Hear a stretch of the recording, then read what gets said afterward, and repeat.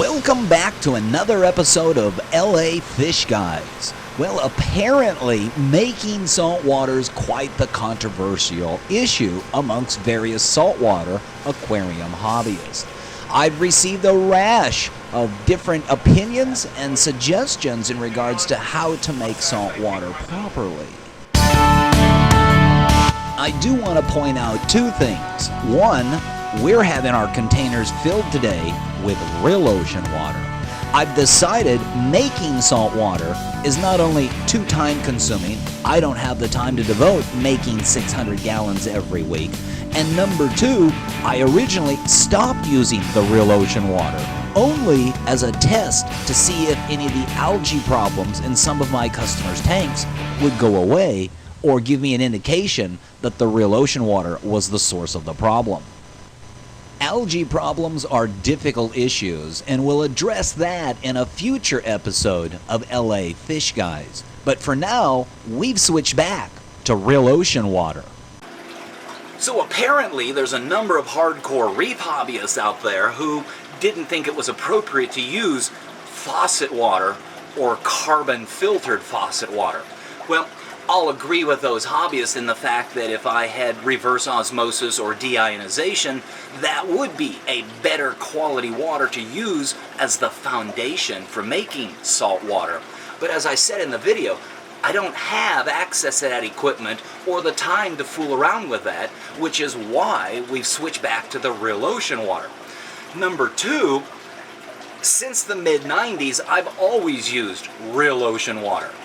I only, as a test to see if that was the source of my algae problem, stopped using it, and for about 3 months made synthetic seawater, and thought I would take advantage of the opportunity to show you how to make salt water. You can see clearly on the instructions here from the manufacturer that they suggest reverse osmosis, distilled, or dechlorinated tap water. So the difference comes down to what you as a hobbyist have the ability to do, to afford, or what you believe is the better version to go into your tank. In my case, I'll admit it was a matter of convenience, but again, I'm making 600 gallons at a crack, and if not weekly, every 2 weeks. So I'm sorry, I don't have the time or the money or the equipment to generate that pure water. I'd also like to address the refractometer issue, and I guess to be honest with you, I was shamed into pursuing this. The results are that my salinities are higher, anywhere from 1025 to 1029. Is that because this is more accurate, or is it more specific?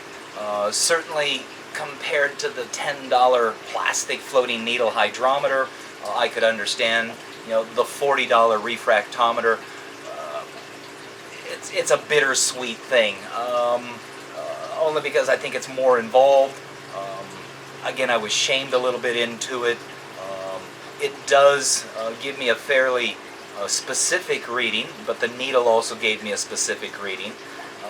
It says that I'm high on my salt level, and it does give me the ability to calibrate it. Whereas the floating needle hydrometer doesn't give me that ability. Which is more accurate?